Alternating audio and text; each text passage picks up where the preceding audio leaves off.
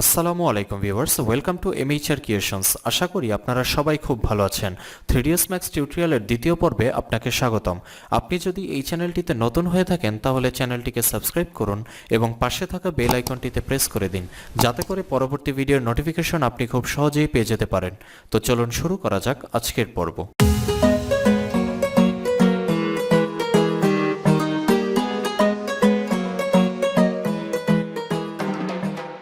Welcome back. গত পর্বে আমরা 3ds Max এর বেসিক ইন্টারফেস সম্পর্কে আলোচনা করেছিলাম। আজকে আমরা আরও কিছু বিষয় সম্পর্কে আলোচনা করব এবং একটি বিশেষ প্যানেল নিয়ে আমরা বিস্তারিত আলোচনা করব। তো চলুন শুরু করা যাক। আমরা যদি স্ক্রিনের নিচে একদম বাম দিকে কর্নারে লক্ষ্য করি তাহলে দেখতে পাচ্ছি এরকম একটি প্যানেল দেয়া আছে। এটিকে বলা হয় ম্যাক্স স্পিড প্যানেল। এই প্যানেলের সাহায্যে আপনি বিভিন্ন ধরনের কোডিং ল্যাঙ্গুয়েজের মাধ্যমে অ্যানিমেশনের কাজগুলোকে করতে পারবেন। তারপর আমরা যদি এই মার্কিং করা অংশটুকুর দিকে লক্ষ্য করি তাহলে এখানে দেখতে পাচ্ছি XYZ ডাইমেনশনে একটি বার দেয়া আছে। এটাকে বলা হয় স্ট্যাটাস বার। ঠিক তার পাশে আপনি মার্কিং করা যে অংশটুকু দেখতে পাচ্ছেন এটাকে বলা হয় প্লেব্যাক টুলবার। তারপরে আপনি ঠিক তার পাশে যে প্যানেলটি দেখতে পাচ্ছেন এটাকে বলা হয় কি প্যানেল, এবং সর্বশেষ ডান দিকে যে অংশটুকু আপনি দেখতে পাচ্ছেন এটাকে বলা হয় ভিউপোর্ট নেভিগেশন টুলবার। আজকের পর্বে আমরা এই ভিউপোর্ট নেভিগেশন টুলবার সম্পর্কে বিস্তারিত আলোচনা করব। তো চলুন শুরু করা যাক। গত পর্বে আমরা 3ds Max এর ভিউপোর্ট সম্পর্কে আলোচনা করেছিলাম। অর্থাৎ 3ds Max এ মোট 4টি ভিউপোর্ট থাকে: টপ, ফ্রন্ট, লেফট এবং পার্সপেক্টিভ। তো আপনি চাইলে যে কোনো একটি ভিউপোর্ট নিয়ে কাজ করতে পারেন। তো কোন ভিউপোর্টটি সিলেক্টেড অবস্থায় আছে সেটি আপনি কিভাবে বুঝবেন? অর্থাৎ আপনি যখন ভিউপোর্টটির চারদিকে এরকম হলুদ কালারের একটি বাউন্ডিং বক্স দেখতে পারবেন, তার মানে হচ্ছে এই ভিউপোর্টটি অ্যাক্টিভ আছে এবং বাকি ভিউপোর্টগুলো ইনঅ্যাক্টিভ আছে, যেগুলো আমি গত পর্বেও আলোচনা করেছিলাম। তো আমি এখান থেকে পার্সপেক্টিভ ভিউপোর্টটিকে সিলেক্ট করে দিচ্ছি। তারপরে আমি চলে যাব কমান্ড প্যানেলে। কমান্ড প্যানেলে ক্রিয়েট ট্যাবের আন্ডারে জিওমেট্রির ভিতর থেকে স্ট্যান্ডার্ড প্রিমিটিভসের ভিতর থেকে বক্স কমান্ডটিকে সিলেক্ট করলাম। আমি এই কমান্ড প্যানেল নিয়ে পরবর্তীতে বিস্তারিত ভিডিও তৈরি করব। তো আজকে শুধুমাত্র আমরা নেভিগেশন টুলবার সম্পর্কে ধারণা নিব। তো আমি এখান থেকে বক্সটিকে সিলেক্ট করে দিচ্ছি। তারপরে মাউসের লেফট বাটনটিকে সিলেক্ট করে এরকম একটি বক্স তৈরি করে নিচ্ছি, ঠিক যেমনটা আপনি এখানে দেখতে পাচ্ছেন।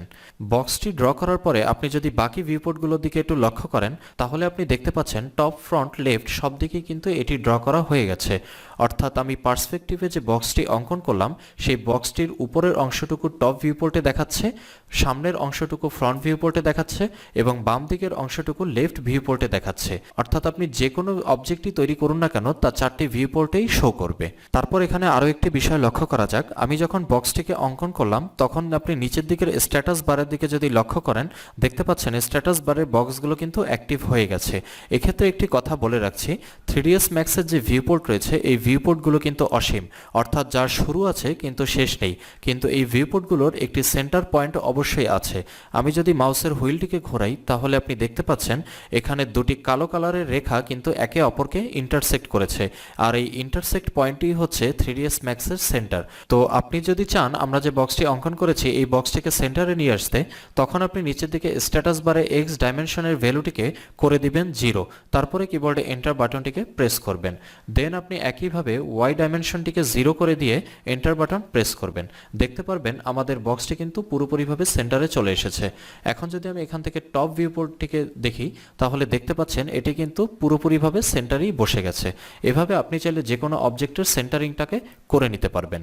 এখন আমরা চলে যাব ভিউপোর্ট নেভিগেশন টুলবারের দিকে।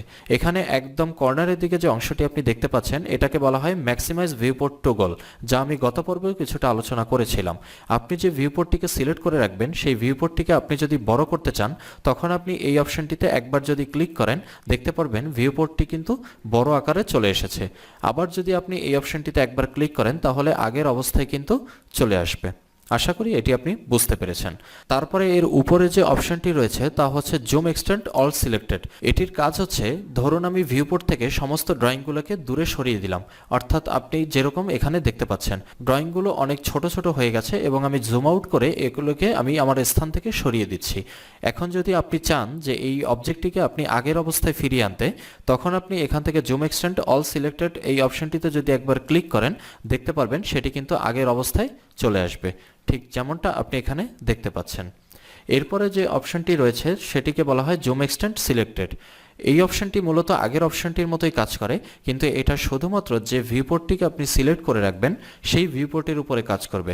যেমন আমার এখানে পার্সপেক্টিভ ভিউপোর্টটিকে সিলেক্ট করা আছে, তো আমি যদি এখন এই অবজেক্টটিকে জুম আউট করে ছোট করে ফেলি এবং দূরে কোথাও সরিয়ে নেই, তারপর যদি আমি জুম এক্সটেন্ড সিলেক্টেড এই অপশনটির উপরে একবার ক্লিক করি, দেখতে পারবেন এটি কিন্তু আবার আগের অবস্থায় ফিরে এসেছে। তারপরে যে অপশনটি রয়েছে সেটিকে বলা হয় জুম অল। এই জুম অলের সাহায্যে আপনি 4টি ভিউপোর্টে একই সাথে জুম করতে পারবেন। অর্থাৎ আমি যদি এখান থেকে জুম অলটিকে সিলেক্ট করি, তারপর যদি মাউসের লেফট বাটনটিকে চেপে ধরে সামনের দিকে নিয়ে যাই, দেখতে পাচ্ছেন এটি কিন্তু জুম হচ্ছে। আবার যদি মাউসটিকে পিছনের দিকে ড্র্যাগ করি, দেখতে পাচ্ছেন এটি কিন্তু জুম আউট হচ্ছে এবং এটি 4টি ভিউপোর্টে একই সাথে কিন্তু হচ্ছে। এরপরে যে অপশনটি রয়েছে সেটি হচ্ছে শুধুমাত্র জুম। এই জুমটি কাজ করবে আপনি যে ভিউপোর্টটিকে সিলেক্ট করে রাখবেন সেই ভিউপোর্টের উপরে।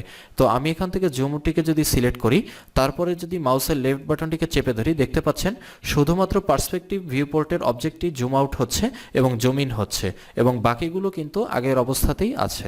এরপর আমরা চলে যাব নিচের দিকে। নিচের দিকে দেখতে পাচ্ছেন অরবিট। অরবিটের কাজ আমরা মোটামুটি যারা অটোক্যাডের কাজ করেছি তারা কিছুটা হলেও জানি।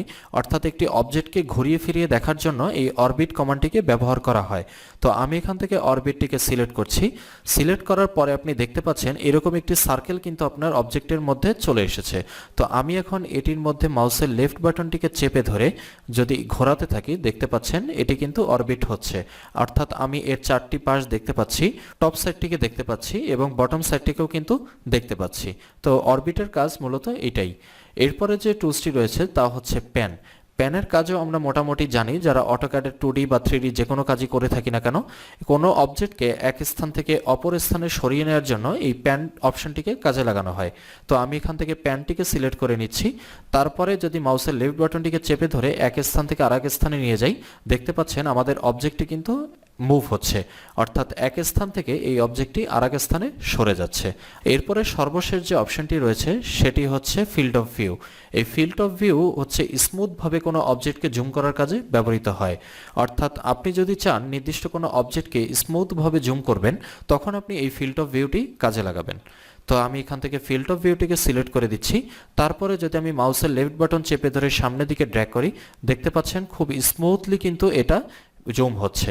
আবার যদি পিছনের দিকে নিয়ে যাই, দেখতে পাচ্ছেন খুব স্মুথলি কিন্তু এটা জুম আউট হচ্ছে।